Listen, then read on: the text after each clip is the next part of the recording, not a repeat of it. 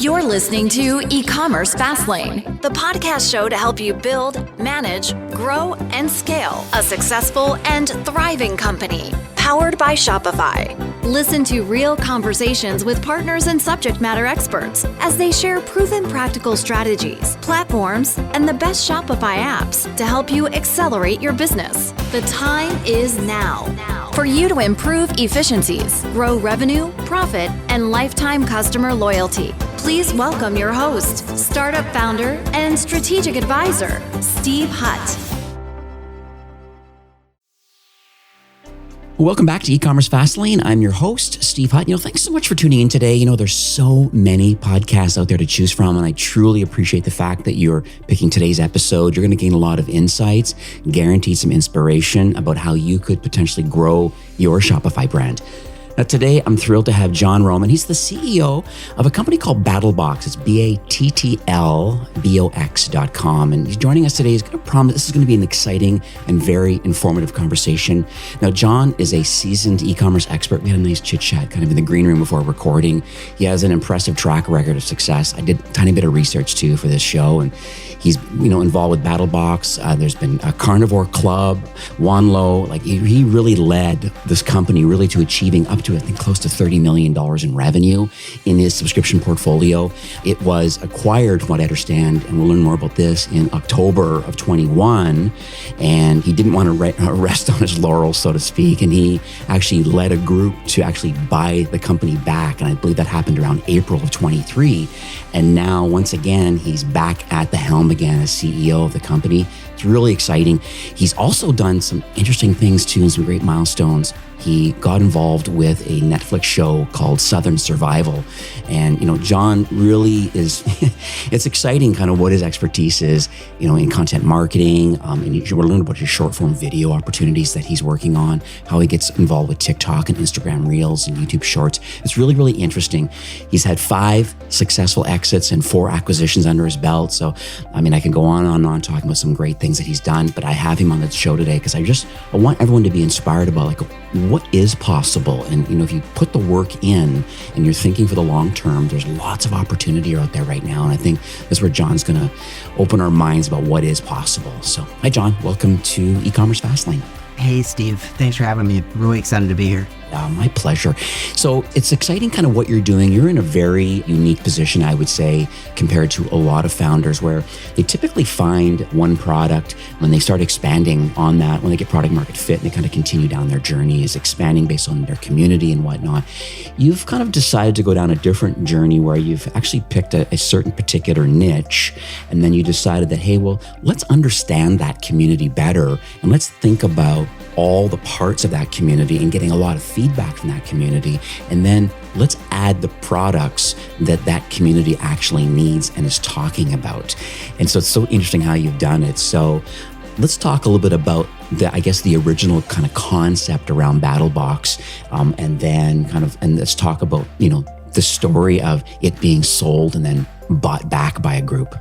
Sure. The original idea of BattlBox came out of necessity and want. My ex-business partner, his fiance was getting a Birchbox. This is circa 2014. Right. And he would see her get the box every month and the genuine excitement of unboxing this surprise box. Right. And he wanted that feeling. He wanted to feel what she was feeling. And he went online, and he was an outdoorsman, and he didn't see a box that was, really centric and focused on hiking and camping and anything, with the great outdoors. So it was built out of want. And, we quickly found out that we were not alone in this, and that there were a lot of people. It was simply an underserviced market. And timing is always a thing. We launched in February 2015, which, if you recall, that was like the subscription box craze, where everybody and their brother was launching a subscription box. Everybody had subscription boxes. It was just a wild time.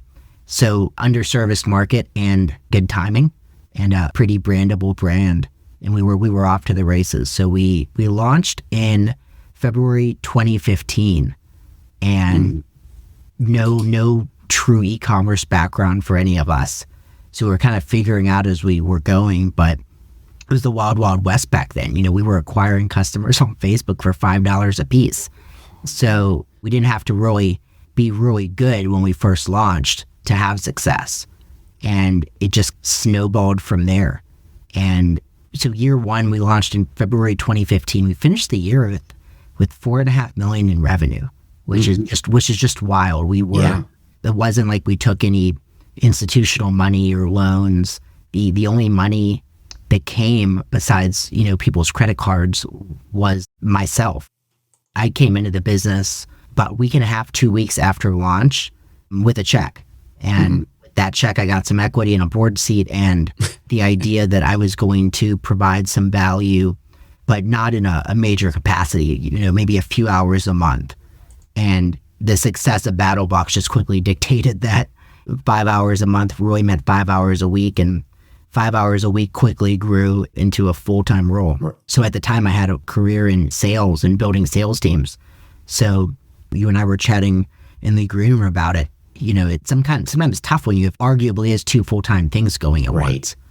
So when it got big enough, it made sense to pick one. Right.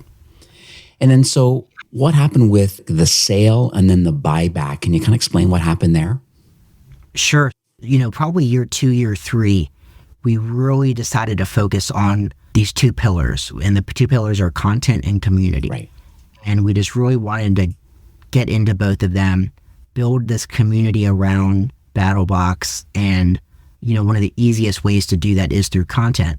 So we had found in year 2, actually found him from the beginning, but we had a customer that was doing video reviews on YouTube of our product.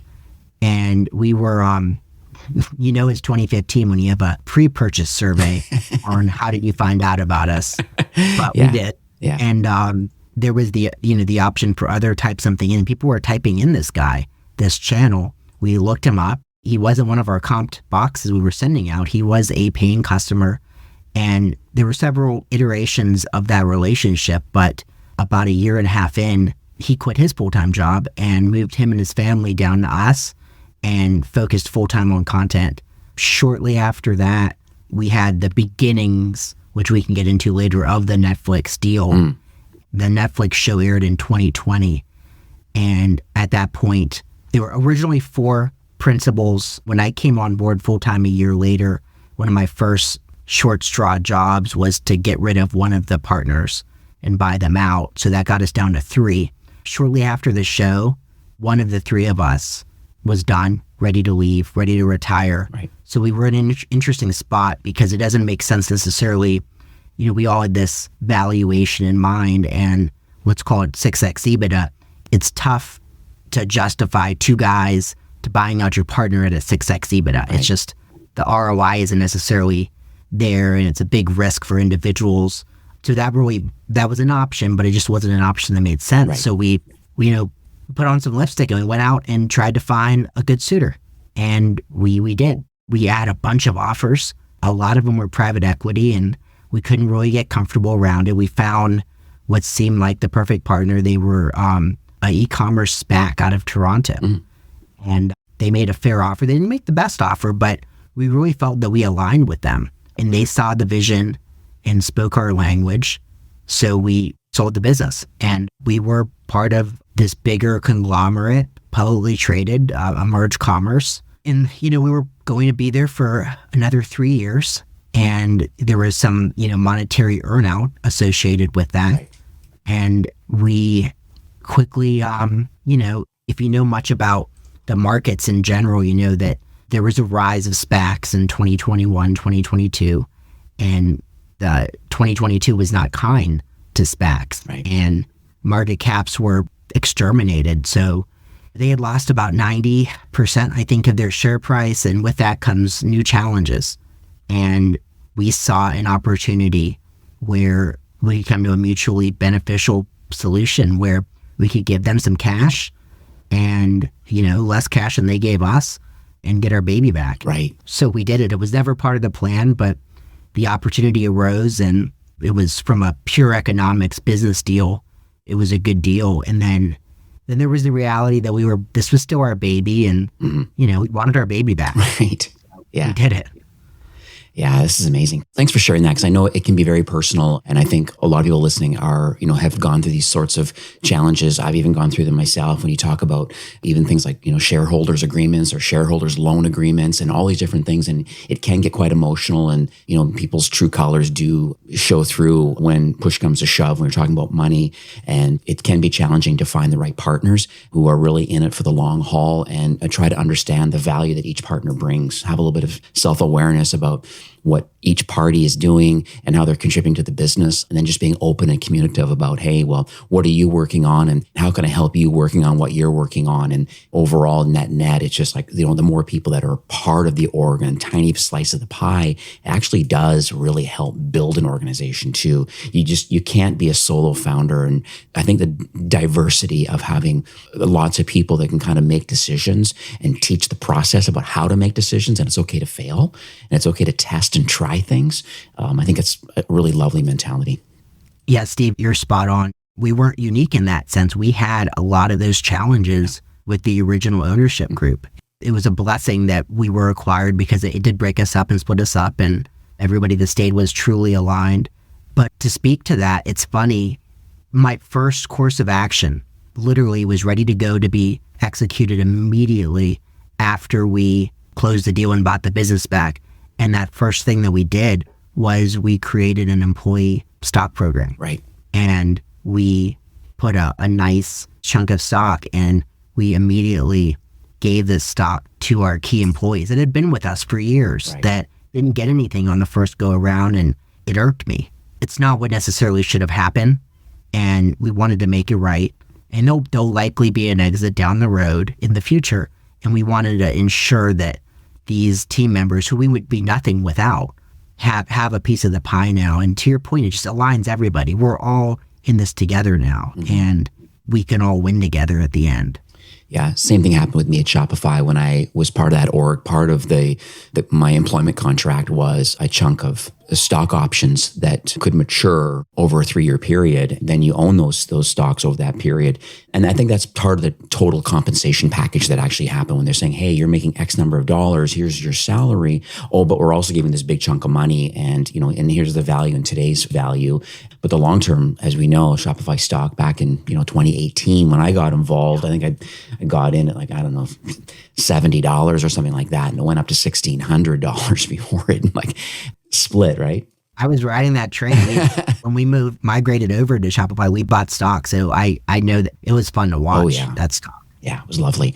So I want to talk about more tactical things now about kind of what you've been working on, because I feel that the community component is what's really making this business. Because if you actually understand and actually look at BattlBox, you have aligned yourself with a lot of premium brands out there, like some brands that I know really well, like Solo Stove or Nomadic, and like Fox Knives. Like I know a lot of these, even My Medic. I know a lot of these brands. They're very well-known brands out there in the marketplace. And so knowing that this is what potentially is inside some of these monthly boxes, it's interesting. You forge these kind of relationships, but at the end of the day, it's just it's about the community that you've built around that. So are you able to talk a little bit about, first of all, how you build the community and then how you're nurturing the community? Because I think it's so interesting about acquiring net new customers, but then there's also the retention opportunity. Like, how do we avoid churn? And part of, I think, is just how you've been so good at cultivating that relationship and getting these brand ambassadors, these raving fans, so to speak, that just no, I'm paying monthly because it's friggin' awesome what comes every month. So just want to hear your story about what you're doing. Yeah. So no, thank you for that. So, community is very key for us, and it is part of our secret sauce. We focused on it fairly quickly, looking at some of what we do at a very basic level. So it used to be a Reddit style forum. It was the BattlBoxForum.com, where anybody could join regardless of being a customer or not. And it was just like-minded individuals, just people that love the great outdoors. And, they would chat best practices and, what tents are you using? And, hey, I'm in, Northern California hiking, anybody want to go? It was pretty cool to see these relationships being fostered. We ended up bringing it over to Facebook as a Facebook group and changed it where it was members only. Right. So you had to be an active member to be in there. And that's where it is today. And it's interesting. Not everybody joins it, right? Not everybody sees the value. Right. But we have a decent bit. We have about 10,000 active members in it right now. I see that, yeah. And it's pretty cool because it's the ultimate community. So there's, maybe 30, 40 different posts in there a day, but there's, I'd say on average, 10, maybe even more sometimes daily, BattlBox employees, myself included. I'm in there every single day interacting with the community, talking to our customers. It's just a great example of how we view our customers. We're legitimately just part of this community together with them. We're part of this family. And just interacting, we do some basic stuff like giveaways, things you would expect. Right. But it's our number one funnel for new product. We get new product for the box. It's a ridiculously long process to get a product approved and in BattlBox. We have to test it. We have a committee of 9 that have to vote on it. And if 2 or more say no, it's automatically out. No questions asked. And then, of course, it has to work on the economic, financial side. So it's a very long process. But we have, these different ways we find new products. We have a team that is sourcing and looking and proactively trying to find the latest, greatest brands and products. We have, just normal flow on our website where there's a form where vendors can submit to get their product potentially in BattlBox. But we have our customers, and we push on them. We ask them for product ideas, and we get typically, I would say on average, maybe 100 product submissions from customers every single month. Mm-hmm. And we treat them just as if we had found it ourselves. We request samples, we test it, we see if it's gonna, pass the test, the battle test, and see if it'll go in the box. And of course, we give them full credit when it releases it. This was from Jeff from Austin, Texas, or whoever it might be. So it's pretty cool because you can watch it go farm to table. And it's probably a pretty satisfying feeling as a BattlBoxer, knowing you simply posted in our group commented on a post about a potential product, and 6-7 months later it finds itself in BattlBox and everybody gets it, and we tell that person thank you. Like, it's a pretty cool experience. We're not perfect, right? So when we fall short on a product, we want to be held accountable. We want to know why. Why didn't you like the product? Because we don't want to make that same mistake again. We want to get better. Right. And we want to provide more value and better products. So it's a pretty cool experience, and it doesn't take much work to, a couple times a day for a few minutes, go into a Facebook group and interact with people. But it's something that you don't see very often with brands, at least not at the extent that it probably should be. Right. Do you ever offer anything like flash sales or kind of like VIP kind of limited drops? Because I've noticed on your website, outside of the subscription offering that you have, which I think definitely having this community is definitely helping reduce churn rate because they feel they're part of the community and they're making some suggestions and recommendations and they're getting some friend referrals and these sorts of things. I think all that is like fantastic. But you also have options now of actually selling the products individually. Maybe you missed a box or it was in a previous box and you're like, oh, but I can one-off buy the Kong case right now and click buy now and buy it for $89 where, it was in a previous box. And so I guess my question to you is like, is there opportunity, or are you doing where as part of the community building efforts, either maybe through an app with push notifications, or is it just kind of you sign up? Is it part of the Facebook group where VIP limited drops or early access to products? Is that something that's on your radar or you're currently doing? Yeah, I'm excited to share this. So from the basics of what you would expect we have flash sales, we have member exclusive offerings, absolutely. So we have a mobile and iOS app. Perfect. That you can manage your account from, that we also use to push notifications for special releases and discounted products. But we take it a step further. So a big initiative, it's a current initiative. We started it in Q4 of last year, and we're going to work on it throughout all of this year and continue to work on it. And that's at a high level, simplistic view. We want to create more value for our members, for our community. Right. So we've introduced something called the Battle Vault. And the Battle Vault is free for active members. Being completely honest, the way we're building it, it'll probably be a standalone product, maybe in a year, but it'll always be free to our active members. And you go into the Battle Vault, you have to be logged into your account with us so we can have the technology ensure that you're an active member. And then it unlocks. And right now there's 2 sections in there. Partner discounts is the first section. And We're adding 2 a month. Right now we have 20 of them, but it's a lot of the brands, in fact, all of the brands you mentioned earlier, Solo Stove, the MyMedics of the world, we've negotiated exclusive evergreen discounts on their sites. So you go to MyMedic and use the special BattlBox code and unlimited uses, you can get, I believe it's 20 or 25% off their store at all times. Wow. Yeah. And so that's a pretty cool added value. But the other part is the actual BattleBolt products. So we have about 600 SKUs in there, all from the same brands, known brands, where we've bought them. These aren't products that have necessarily been in a BattleBox. Most haven't, for whether it's price reasons or we maybe included a similar product. We don't want to repeat the same brands over and over. Right. But these, call it 600 SKUs right now, and it'll be 1,000 by summer. You are not going to get better pricing on them anywhere on the internet or in retail, in physical, anywhere. We're not running it as a profit center. Right. We're literally taking our ridiculously great purchasing power and just giving that value all to the member. I see. So you're able to maybe grab some Solo Stove items at prices that you're not even going to get these prices during a Black Friday. Okay. Wow.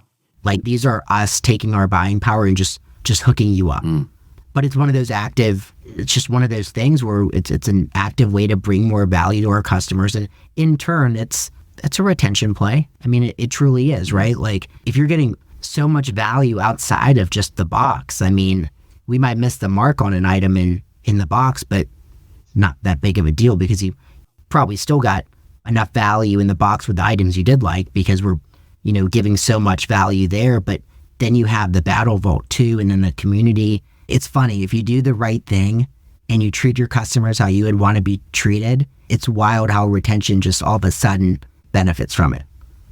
And the concept too comes around with social media about kind of being in the right place at the right time on the right channel. And I think you've done a phenomenal job over the years, because I researched a bit about all your social channels. Like, for example, on your Instagram account, there's like nearly 150,000 followers on there. Your YouTube channel is, you're soon going to get your gold play button. You're at almost 800,000 subscribers. When you hit 1 million, someone's getting that gold play button. That's going to be phenomenal. Even TikTok right now, you're just shy of 1 million followers with like 14 million, 15 million likes. So there's clearly a lot of social buzz going on, intentional social buzz, I might add, just by being on just these 3 channels alone. And so can you talk a little bit about this? Because, like, how did all this come apart? So some people, and I've noticed too that the content that's being produced on each of the channels is not just regurgitated kind of like in a different kind of format. You've been very intentional about what I'm publishing on Instagram, on Reels, is different sometimes than what I'm doing over on YouTube or what I'm doing on TikTok. And so I just want to hear your kind of your tactical brain around choosing these channels. Then how are we building up these channels and getting the engagement you have? Sure. Yeah. So this was a big focus. Obviously, TikTok is the new kid on the block. Absolutely. That's come in the last few years, and a lot of the success on Instagram and YouTube, there's correlation to the success we had on TikTok. So we signed up for our free BattlBox TikTok account right before, during the beginning of the pandemic, so early 2020. Okay. We sat on it, we had it, we did not post, we did not do anything at all, which is pretty disappointing, for over a year. And we finally, in the beginning of 2021, in February, said, okay, we've got to do this.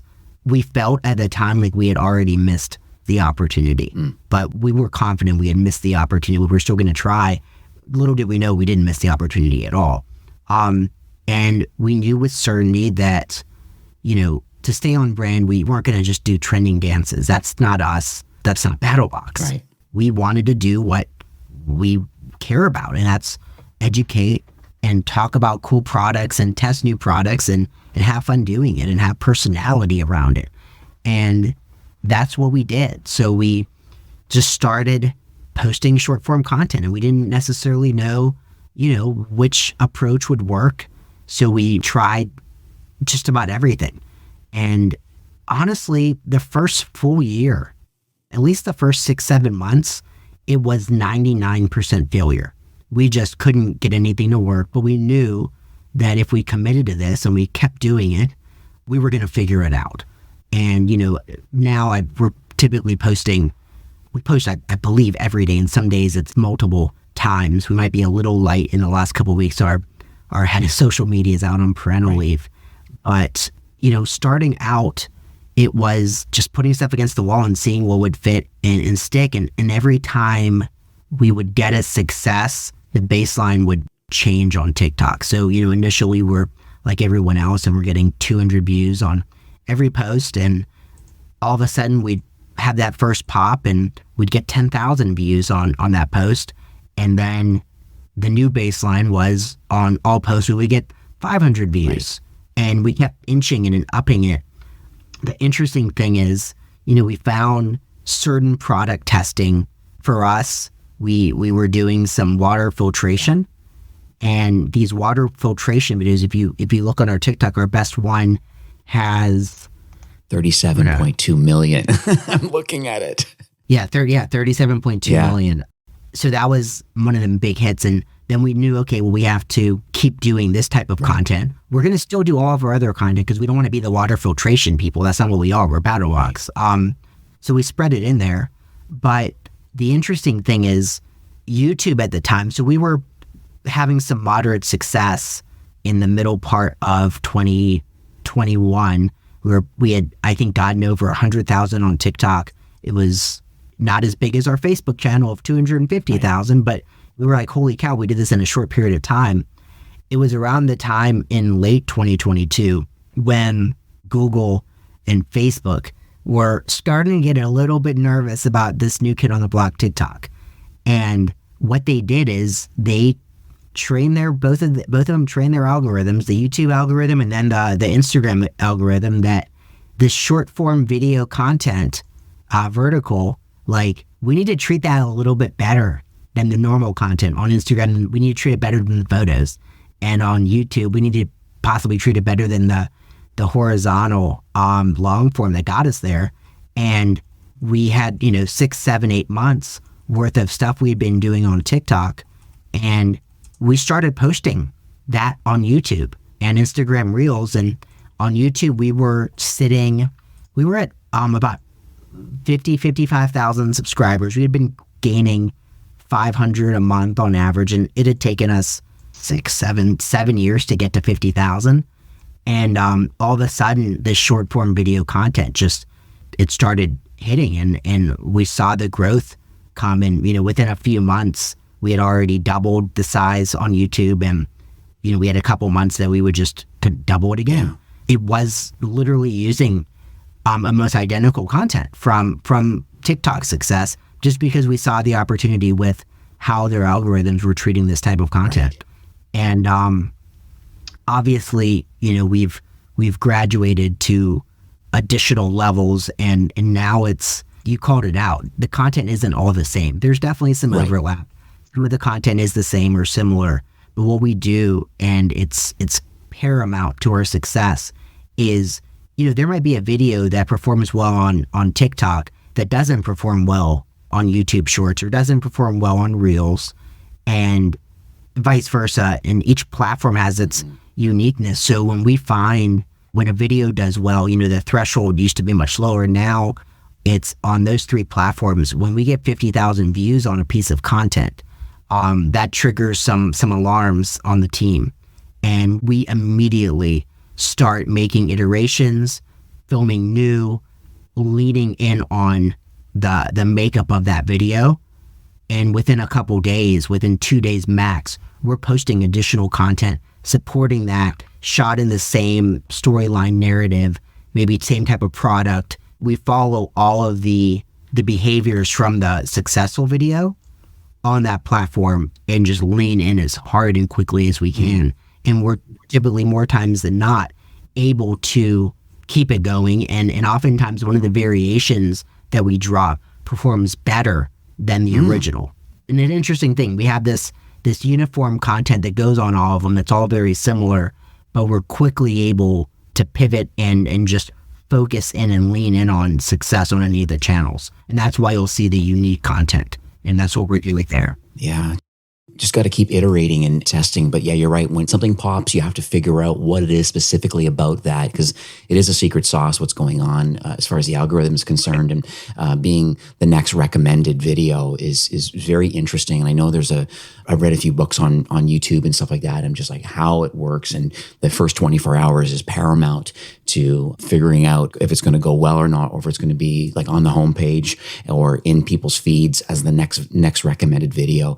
Then yeah, once you know that that's working, then there's so much opportunity, even from like boosting posts too, and saying, hey, well, it's great to go and create new content and learn from the successes of one, but holy moly, there's other opportunity too of like, well, we're going to put a little more money behind this now to kind of force it a little bit into people's feeds because it is so well received. So, yeah, and the interesting thing about that is we experienced it. I actually wrote about it on my blog last week.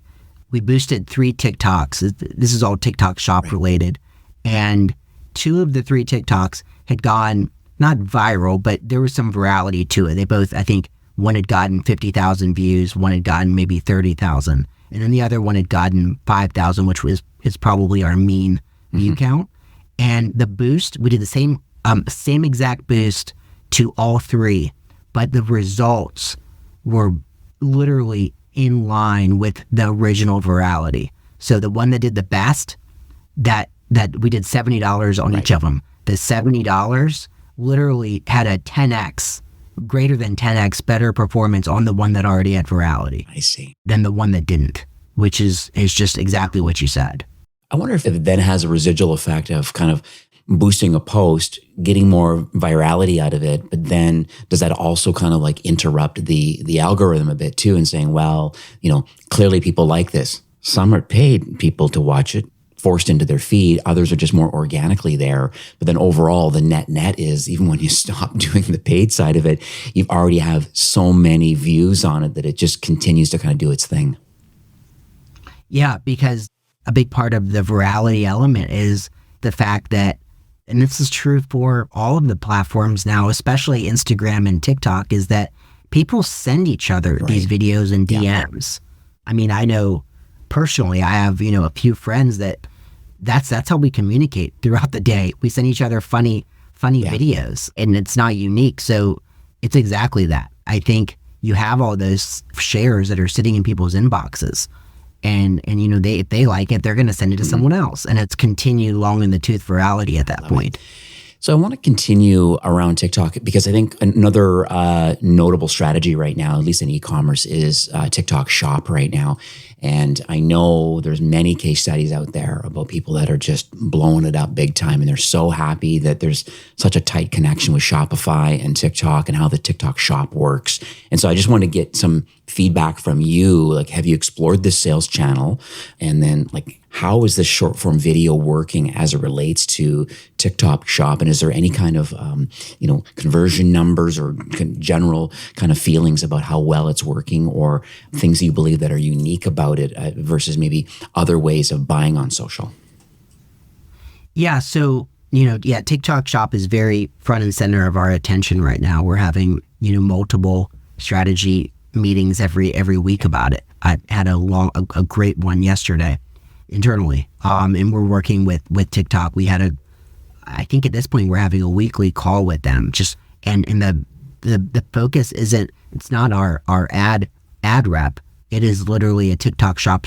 It's our strategy rep, which is pretty cool to have 100%. That. And you can tell like they're in it together with you. They want to see your success. They're truly behaving like a partner. It's interesting. There's lots of nuances of it. So, initially when the TikTok Shop Shopify integration, when, they both kind of went on a big PR with it. And at that point, that day we were like, okay, let's do this. We have a lot of SKUs, and I think the initial, and I know they're working on it, I know it'll get better, but I think the initial Shopify integration is probably for the smaller merchant, and we basically broke it. So it took us out of it where we weren't in the game, where we were on the sidelines for 2 months trying to figure this out. Finally, we had to go third party connector to connect us with it, to connect Shopify and TikTok Shop. So we finally got it after a couple of months. So in late January, we were live. We had a decent catalog on there, and it was go time.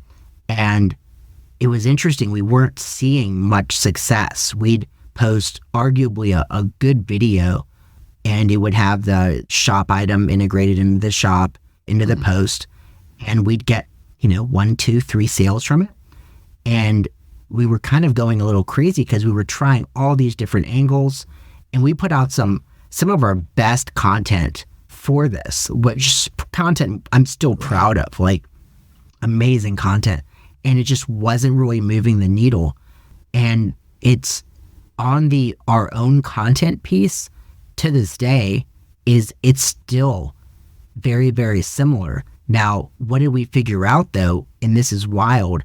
So if you look at our last 30 days of TikTok shop sales, and we're doing well now, 5% of it is from our posts.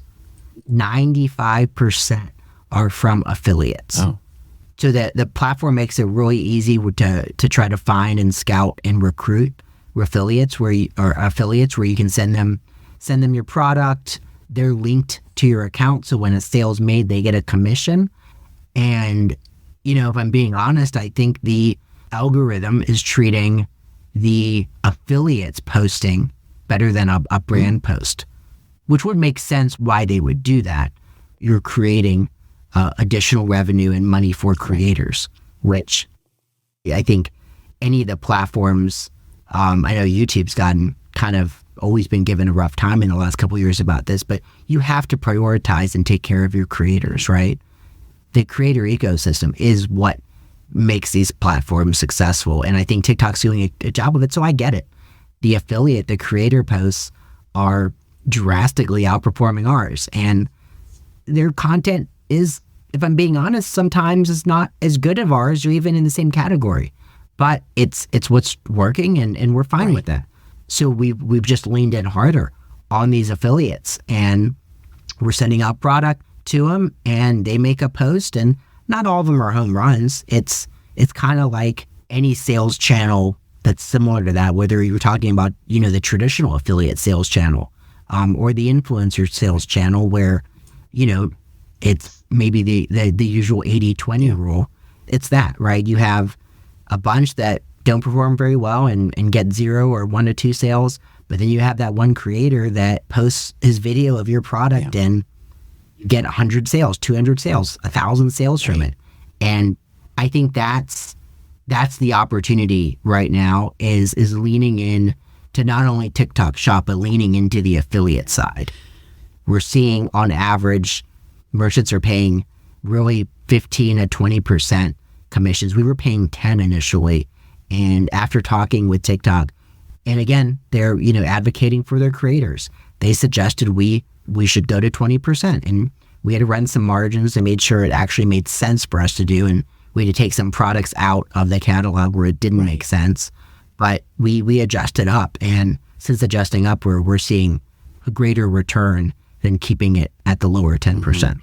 I've also read a bit some of the case studies around live shopping events that can happen on TikTok Shop. And I find it interesting where maybe creators or the brand, they can really just host a live stream and start promoting products kind of in real time. You kind of interact with viewers. I think it's really neat. And the fact that you can facilitate these purchases without having to leave TikTok is so interesting. So have you had much thought about that, or are you planning on doing it, or do any of your creators or internally, are you doing any live events at all? Because I know we talked about the flash sales and VIP limited drops and things.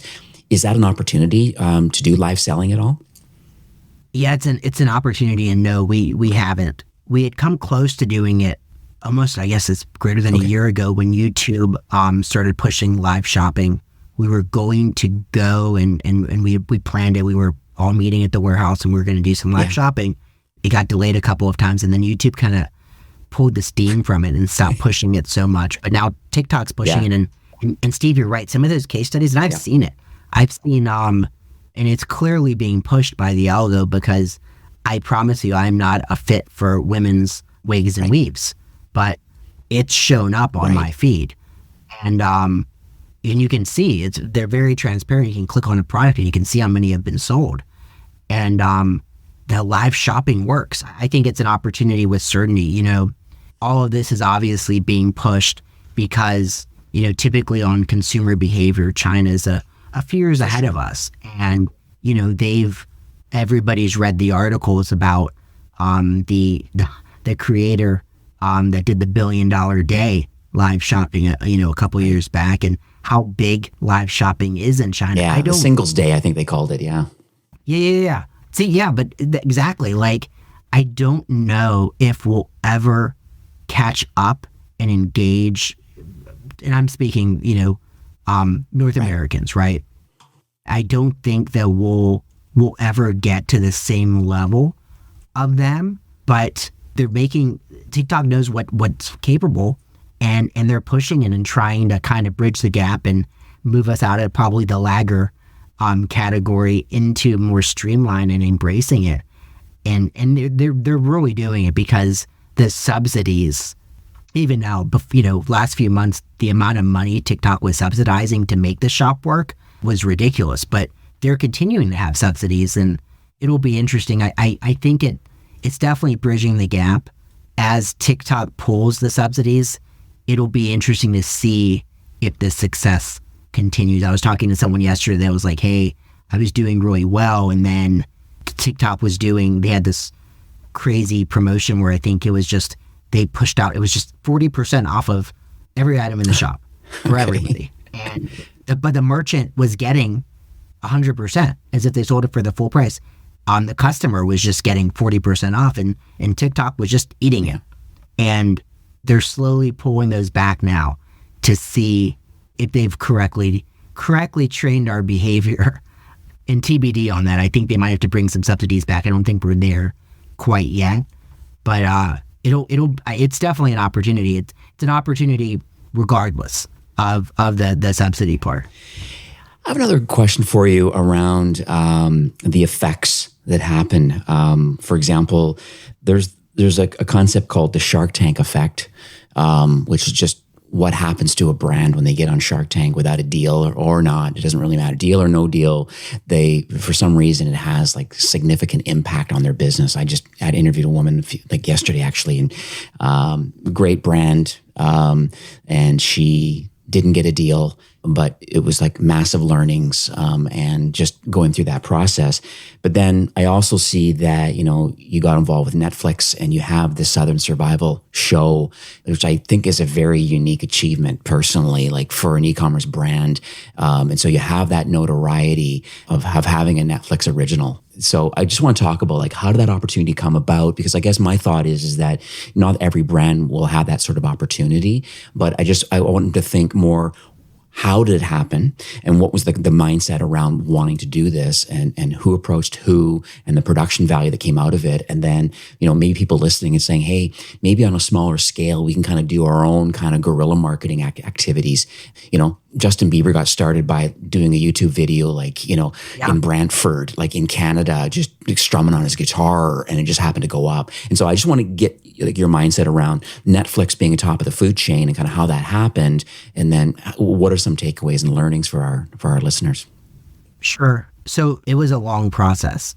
As I had kind of mentioned earlier, shortly after, call it year 2, year 3, we really started focusing on content and putting out a decent bit of content. And, we don't have the followers we have now, but we had, 50,000 on YouTube. It's still a very respectable number, and 250,000 on Facebook. Like, these are numbers to definitely hang your hat and be happy on. And we're trying to grow it. But so someone reached out to us. It was a production company called High Noon Entertainment. They had the Two Feathers in Their Cap, Fixer Upper and Cake Boss. 2 shows that, ironically, businesses were built on afterwards. Or I guess one already had a business, and then one had a business but didn't have a retail product. Both saw retail products afterwards. So they seem to be like, oh wow, these guys definitely are the right fit. And they said, hey, we've gotten some sizzle reel money. So just to kind of give some definitions of things I didn't know even before this existed. So the old model was you would get money to shoot a sizzle reel from a network. And the purpose of the sizzle reel was like it was a pre-pilot, right? It wasn't necessarily a full episode. It was just introduction, high level narrative. And they would then take that to the network, and the network old school would say yes or no. If they said yes, they'd give you money for a pilot. You would then shoot the pilot, and then the pilot would air, and everybody would be waiting. And if it did well, you'd get greenlit and you'd get the money for a full season. So that was the old way it worked. That's why you would see a pilot, and then the next episode wasn't necessarily the next week, right? It would be a few weeks later. It rushed and put together. So they reached out to us. They had gotten some money to shoot a few sizzle reels, and they wanted to, give us one. They wanted us to be one of the sizzle reels. And so we talked high level. The concept of the show was us testing gear to determine if it goes into a battle box. And it was going to be, scripted reality. So it wasn't going to be, what we actually do, but it was going to be made for TV good. And, this to us this was optimal, right? Our brand was going to be front and center. And we said, yeah, let's do this. So they shot the sizzle reel, and then History Channel, who had paid for it, sat on us for about 6-7 months, just ghosting us, and finally responded back after, dozens of follow-ups and told us, we appreciate it, but no, this is not for us. So disheartened, okay, well, we took a shot, that's fine. But High Noon said, no, we're not done yet. We like this. We're going to pitch it to some others. So they pitched it to Discovery Channel. Discovery Channel sat on it for 6-7 months, like clockwork, told us no. So at that point, this is, we're a year and a half into this process at this point, and it's early 2019. It's January 2019, and so Discovery has just told us no. And they're like, well, we have 2 meetings next week. One is with Vudu, which I don't know if it even exists anymore. It was Walmart's streaming service. And then Netflix. We're going to meet with both of them, and we're going to pitch this as a reel. The first meeting, I don't know if the meeting with Walmart even actually happened. It might have been scheduled after the Netflix meeting, but the Netflix meeting, they went in there and Netflix said, well, we don't do this whole pay for a pilot. We want this. We'll pay for a full season, and we want, right of first refusal. We own this. We want to be able to do the next 7 seasons and negotiate that now, because this is ours. And we'll pay in fairly quick process. Within a week, we had a 150-page agreement from Netflix. We don't know what we're going to do, so we find an entertainment lawyer and spend an embarrassing amount of money, I think $5,000 or $10,000 on this entertainment lawyer that basically went through this for us, redlined everything, spent weeks. We sent it back to Netflix. We were all happy, thank goodness we got this entertainment lawyer to find all these bad things that were in there. And Netflix, within 15 minutes of us sending over the redlined agreement, replied back and said, apologies if we misset expectations. We're Netflix. You don't redline our agreements. Take it or leave it. Thanks. And so we took it. Yeah. And, we made some fundamental changes at that point. I think all of us were going to be on the show in a specific capacity. I wasn't comfortable. I was no longer going to be on the show. My other partner, Patrick, wasn't going to be on the show. And because it was very, very clear we were being treated as talent, treated as actors. Right. And there was no care that we were actually a business too, which would later become very problematic. But so within a couple of months, they came and they spent 6 months with us, filmed 5 days a week, 40 hours a week. And we finished filming at the end of 19. They came back in January 2020 and did some additional filming to fix some continuity issues with some of the episodes.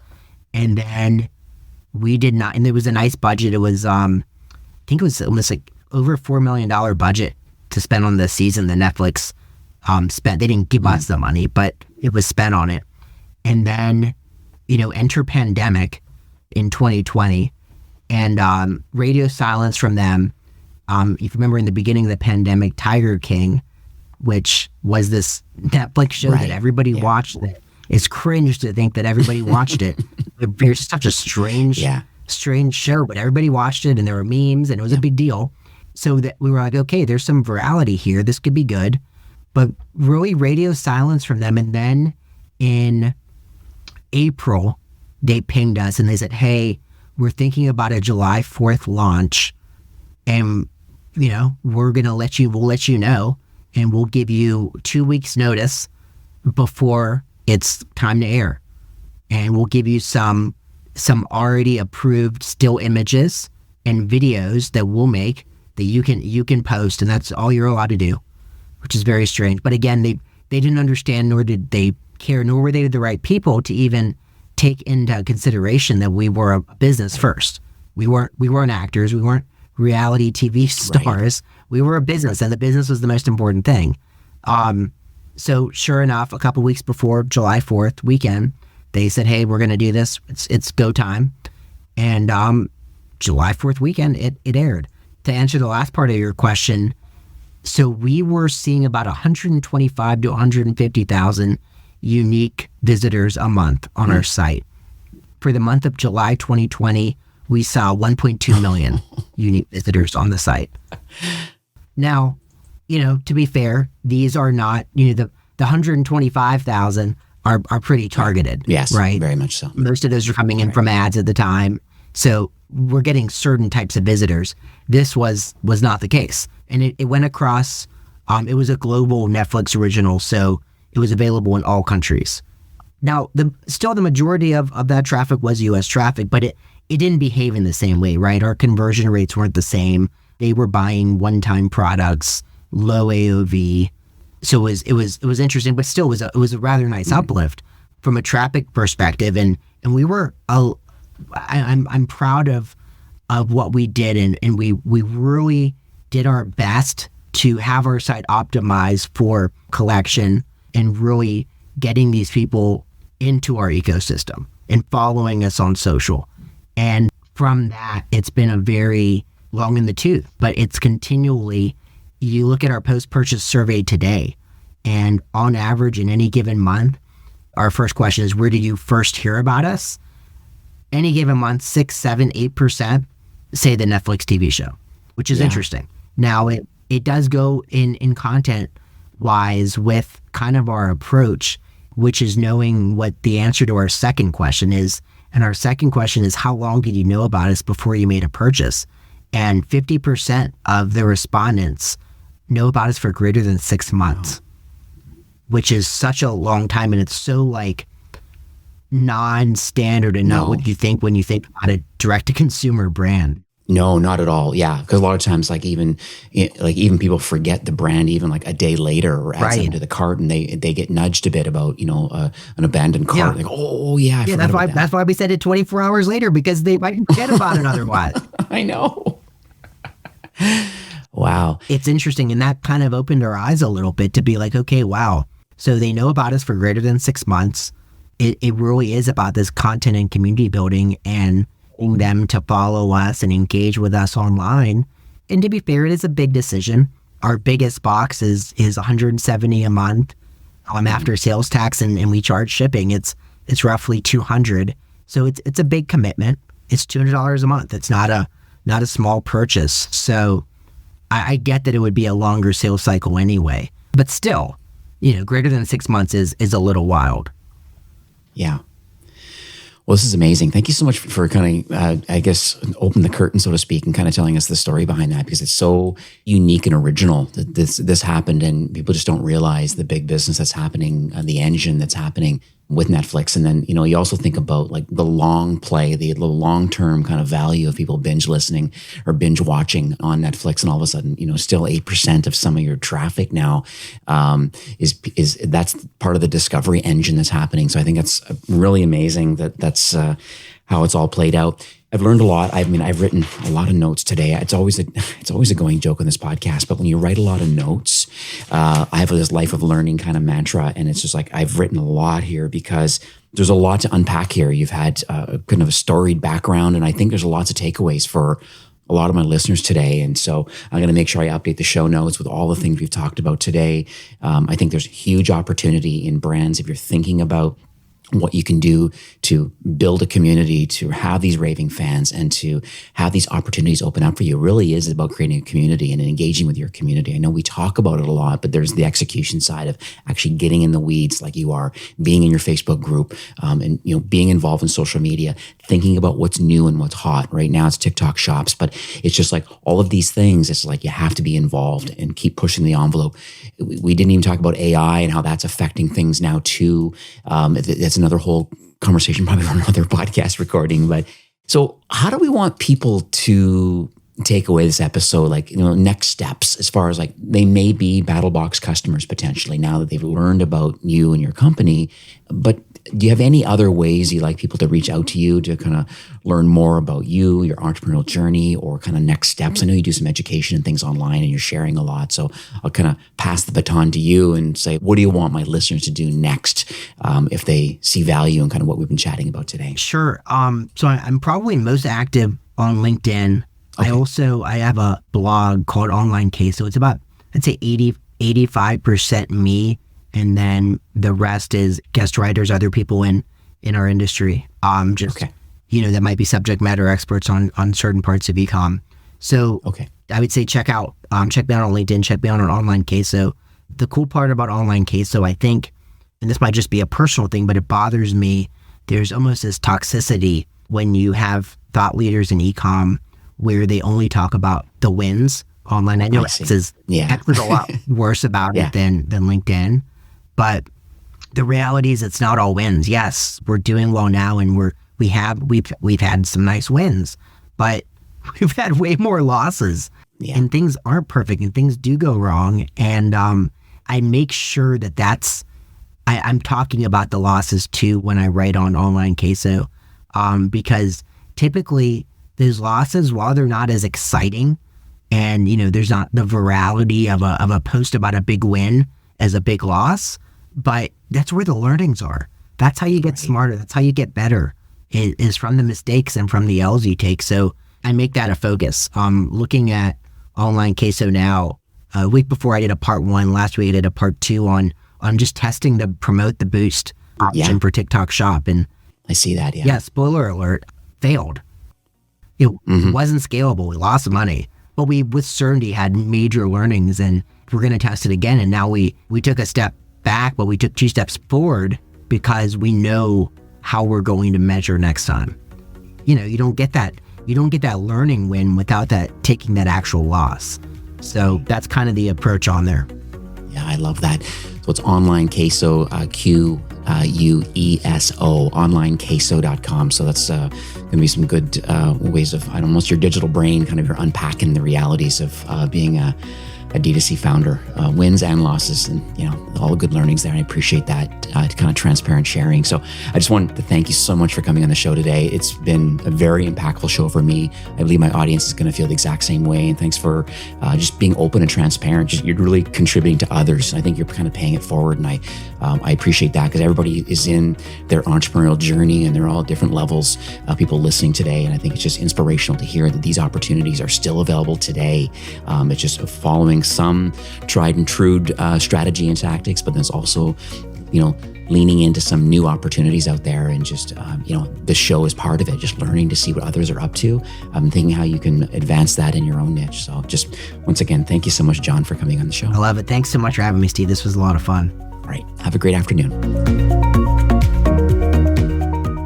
Well, that's it for today's episode. I'd like to thank you personally for being a loyal listener of E-commerce Fastlane.